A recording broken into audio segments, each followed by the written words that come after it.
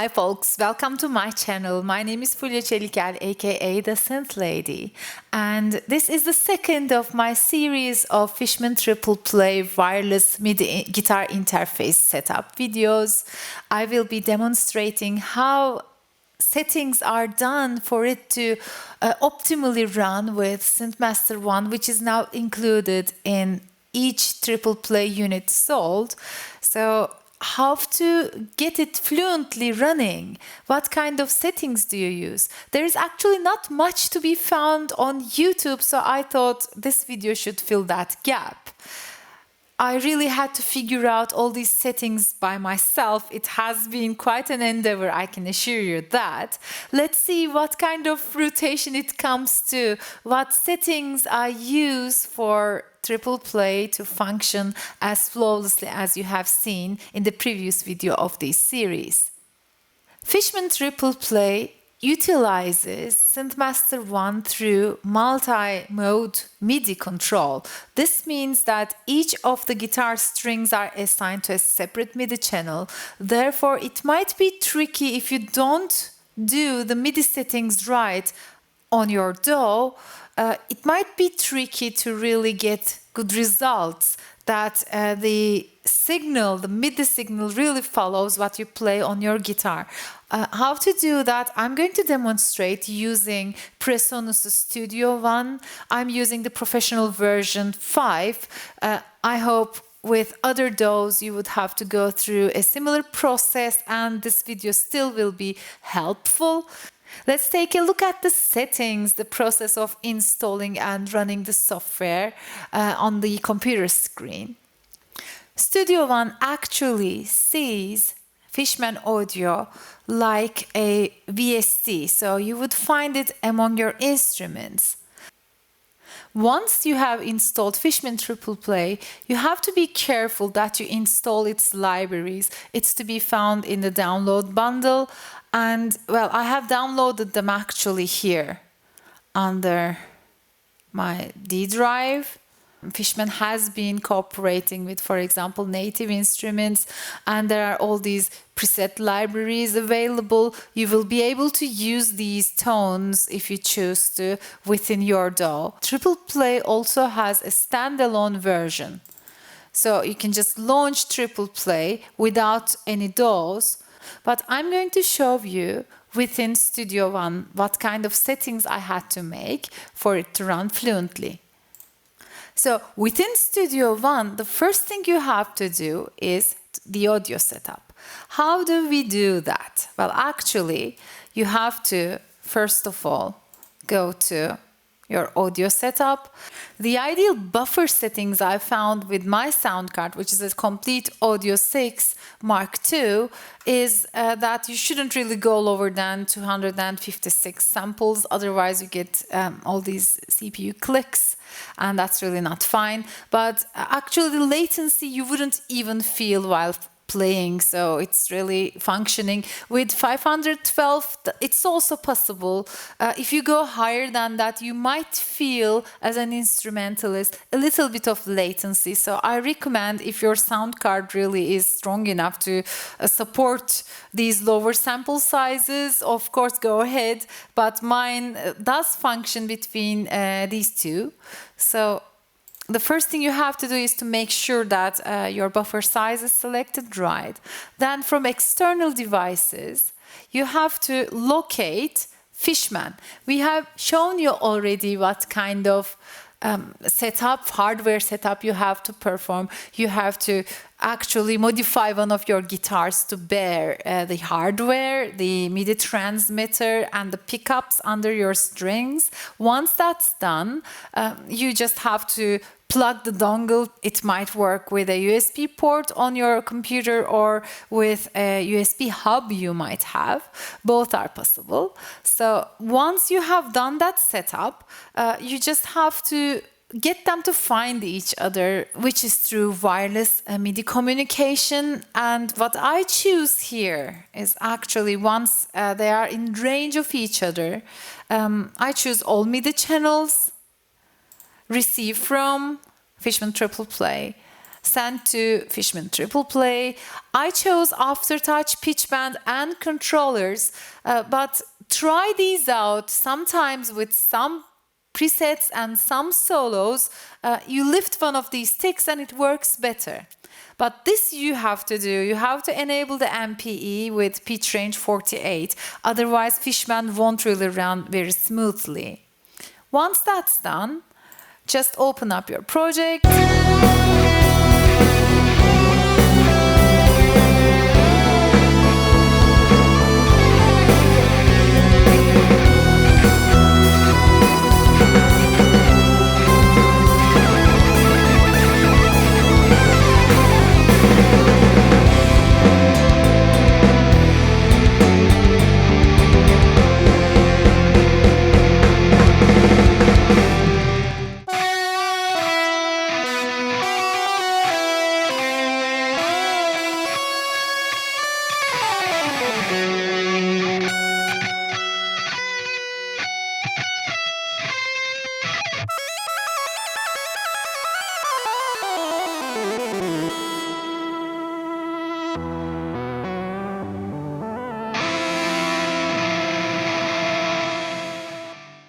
So right now, I have already recorded the same guitar solo with MIDI and with the guitar's DI with the audio. What kind of instrument settings I went to? Actually, you're going to see under Studio One's instruments, Fishman and Triple Play. You can directly drag and drop to a channel. I already used it as an instrument here. So once you summon your Triple Play, this is the screen that you're going to see. Let me translate this a little bit. For file, you're going to either be able to save the patch or recall a previous patch. This is your patches library. You can summon other presets from other VSTs actually. You can change preferences, scan for plugins. Studio One already has a scan for plugins interface, of course, so you don't have to really do it from here, but this is for the standalone mode that I have shown. Then from view, if you don't really like the fretboard, you can change it. Let me change it to Maple. And from window, you can see your patches and songs. This FC is the foot control, so you can also use a MIDI foot pedal to get your changes in place. The most powerful feature is that you can arrange splits. So I have right now one layer running SynthMaster One, but I can have multiple layers. That's how we choose. You just have to press long and let's change another layer of SynthMaster One. Now I have two, and let this layer be the second half of my fretboard. So it's actually either horizontally or vertically changeable. No problem at all. When you choose SynthMaster here, it's going to summon you actually your familiar SynthMaster One screen. A little bit modified though. This skin we have made for Fishman Audio. It's the same blue skin but in black, more stylish. And the side menu is added by Fishman.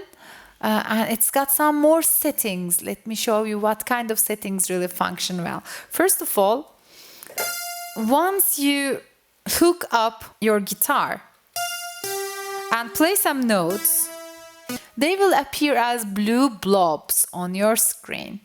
And meanwhile, you're going to see the synth operating. Check this out. You see exactly what the synth is doing because there are these blue indicators, these blue dots.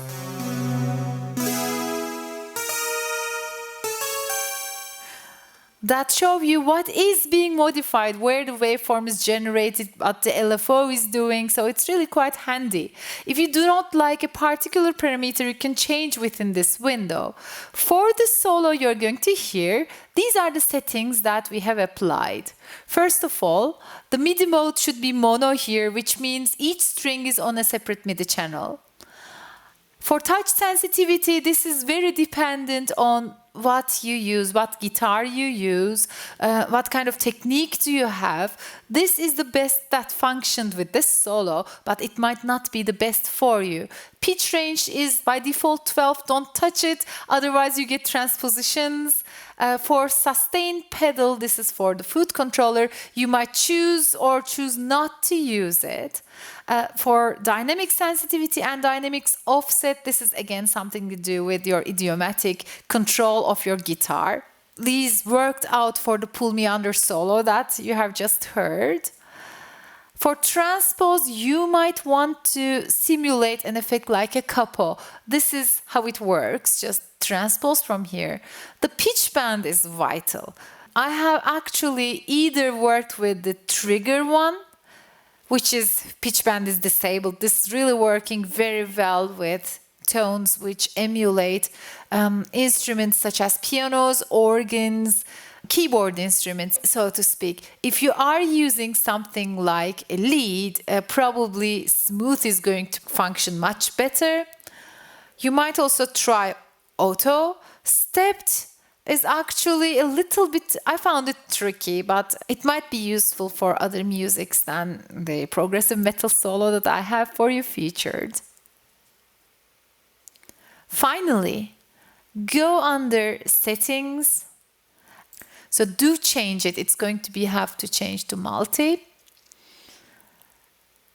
And you might want to also change the pitch bend range. If you're using very wide bands on your guitar, Fishman might have some trouble picking it up. Let me try performing one for you. You saw the blue dot move a little bit. Let's go into the MIDI editor to find out what kind of MIDI signal we have received. As you see, it's actually quite neat. You can, of course, quantize, delete any notes that you do not like. Sometimes you might pick up some ghost notes when your hand just accidentally touches somewhere. Your left hand will need a lot of good articulation to be able to produce really dependable MIDI notation here.